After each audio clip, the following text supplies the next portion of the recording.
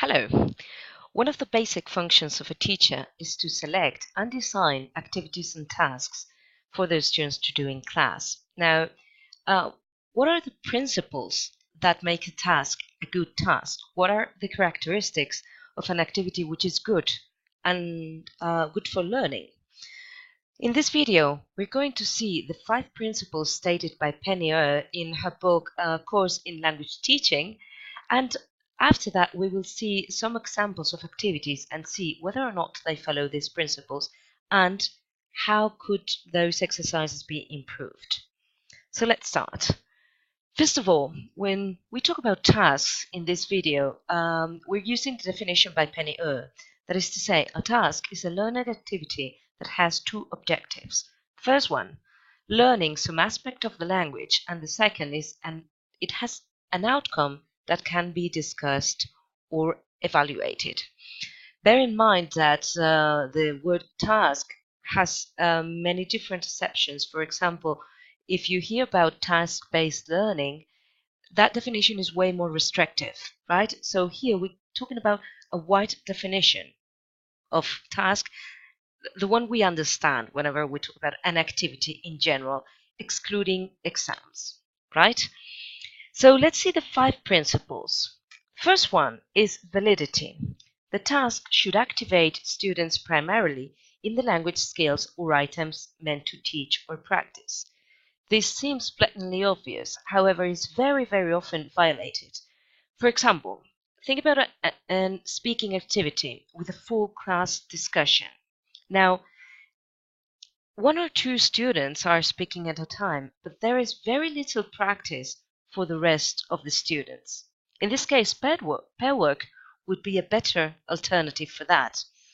The focus is activate primarily in the language skills. Think about listening exercises and then what the students have to do, or a reading comprehension exercise and what do we ask the students to do later. So for example, the students read a book and then we ask them to write a summary.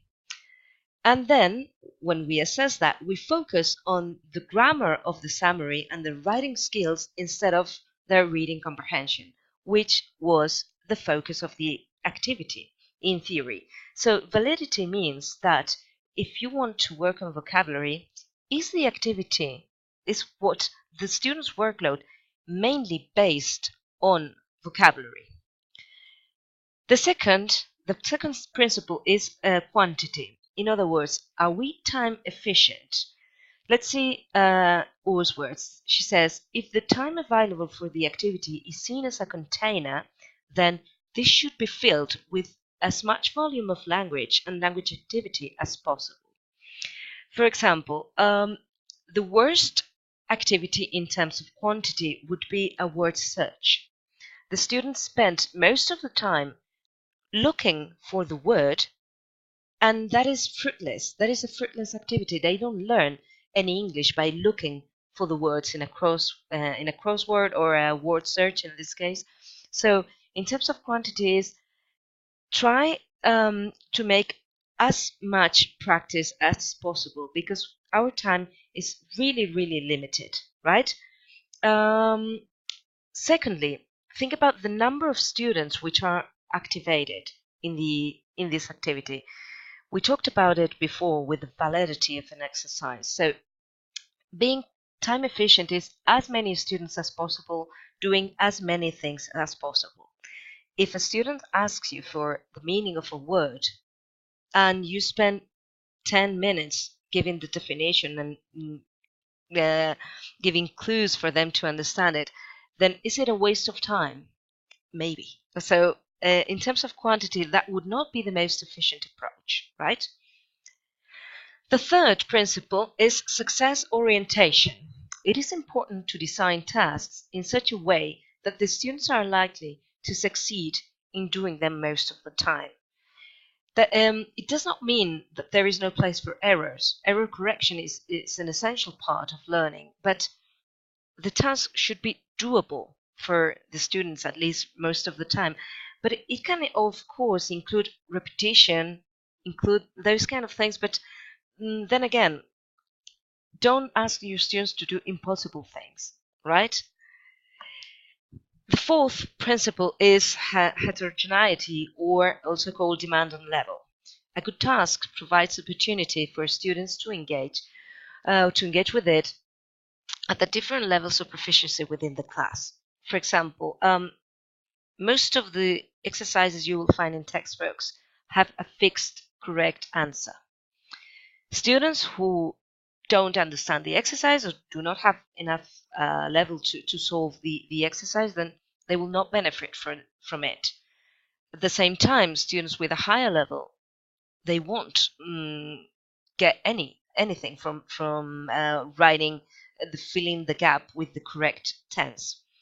This could be changed, for instance, if instead of asking, Jenny is a baby, she can't ride a bicycle. So the answer would be, Jenny's a baby, she can't ride a bicycle.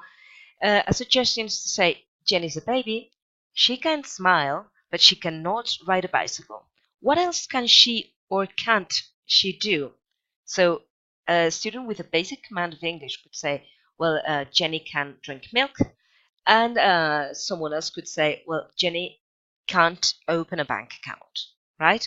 So open questions are usually a good way to give opportunity for everyone to participate and to benefit from the activity. And finally, interest. It is very easy if we focus on validity and quantity, it's very easy that the activity is boring, because repetition, doing the same again and again, and as many exercises as possible. Well, so if interest is not based on the challenge, because sometimes we really need to do repetitive exercises, so if it's not based on the challenge of getting answers right, it has to come from other aspects of the activity. For example, talking about an interesting topic, using attention-catching materials, appeal to students' feeling, or a challenge to their intellect or creativity, right? Because the lack of interest leads to boredom, and if you're bored, you don't really learn anything, right? So those are the 5 principles, and let's see some exercises now. These are classical exercises. I'm sure you've seen it as students or done as teachers. I've done many of these exercises, and then I've learned that you could alter some aspects of these exercises in order to make them better and to fulfill the 5 principles. We're going to see 4 exercises, one about spelling, listening comprehension, a grammar exercise, and a vocabulary activity. The first one, spelling, the hangman. It's a typical exercise. It's really good because it requires no preparation, and no one complains when you write a hangman on the blackboard, right? You know how it works. Typical scenario would be just say, okay, now you, player 1, and he says E, and the teacher says, no, it doesn't have an E, and I draw the head. All right, next one, you, A, yeah, A, you write it down there. Next one, S, I'm sorry, no S, and so on until finally they get to the word which is journal, and they missed all these words, but they won because the leg is not there. Right, so when you do that, it's journal, then you erase the blackboard and we start over, right? Second exercise, second activity, listening comprehension. A typical example of a listening comprehension, it's you play the recording that Cambridge University Press gave you with a book. Ozone is a gas composed of blah blah blah blah blah. You play it maybe twice or even 3 times, and then you tell the students, open the book on page 58 and answer the questions. And then they have these multiple choice questions about what they just heard, right? After that, then the teacher asks for volunteers to solve the 4 questions in this case. And the rest of the students have to correct their exercise. Number 3, a grammar exercise. This is intended to practice the present perfect. So we have Lynn is looking in her bag, but she cannot find her keys. And in brackets you have lose that, and they have to use it in a present perfect. So what happened? And you ask student one, and he says, well, she has lost her keys. Great, fantastic. Now, student number two, and so on. And for example, when we get to number three, Mark and Dan are delighted, pass the test, or even in number four, better, Becky won't play today, break her leg. And the students say, Becky won't play today, she has broke her leg. And say, oh, no, it's not broke her leg. Someone else, you. She has broken her leg? Okay, very good. Next one. Right? This is a very typical classroom scenario. And exercise number 4 is vocabulary.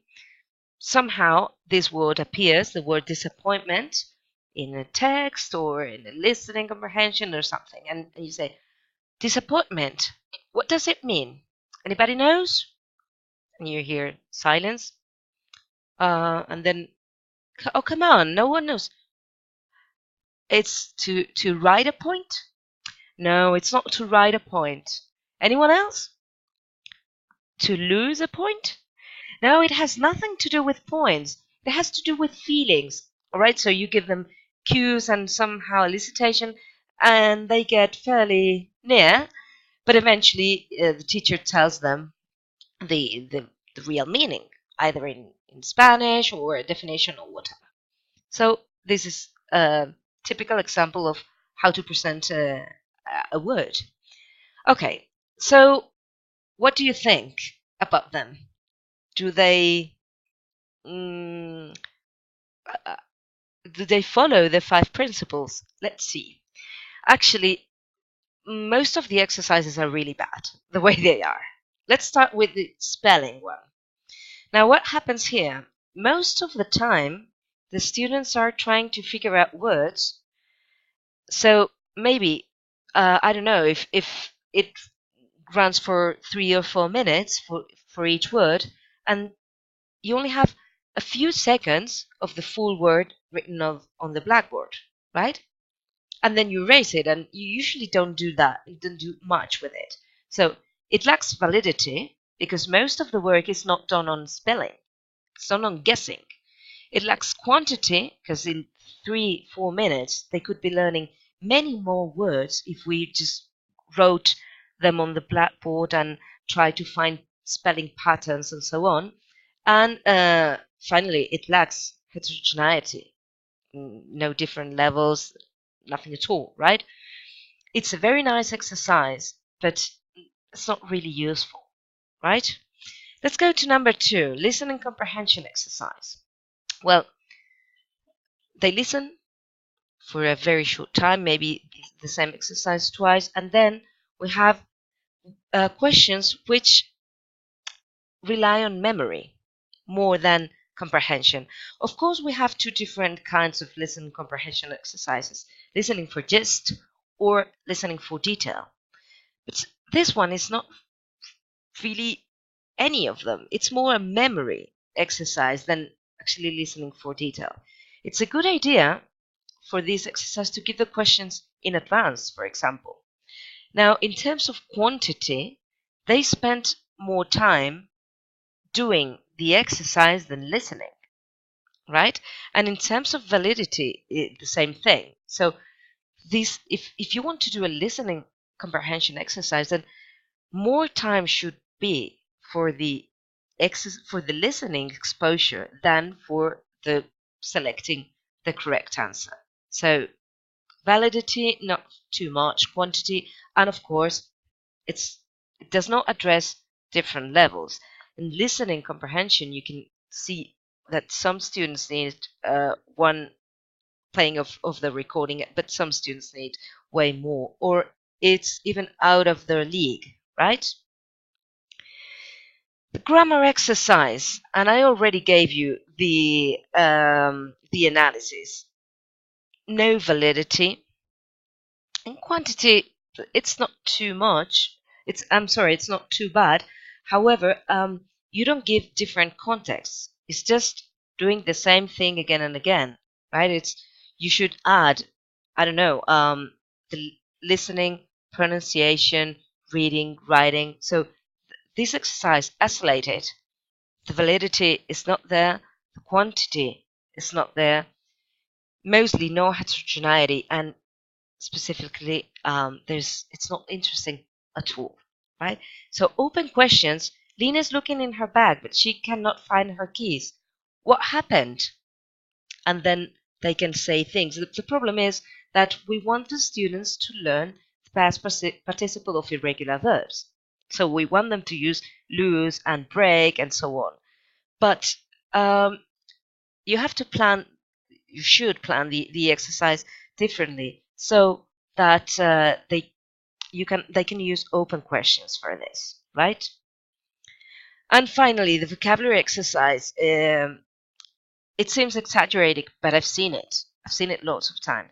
It's not success oriented, right? It's failure oriented. Do you know this? I don't know. I have no idea. You could do, if you want to do elicitation, which is a good practice, then you have to give a context, not just who knows. No, no, it's not. That's not right. You know. Okay, so you have to give better clues than that. And of course, validity and quantity is not there because I spent a lot of time doing the exercise for nothing really. I could have been much more efficient if I just told them the meaning of the word and then I made them use the word or made them use higher thinking skills such as categorization. Is it a noun? Is it a verb, for example? That would be a way more interesting exercise than just, do you know the answer? Okay? So, as we've seen, there are 5 principles which are very easy to use in order to analyze whether or not we are creating a good task. Sometimes our task is good enough, but you can add new features that make it heterogeneous, valid, and so on. Of course, tasks not they wouldn't always fill all the criteria, right? But it's sometimes you have to sacrifice interest in order to improve, for example, quantity, or the other way around, right?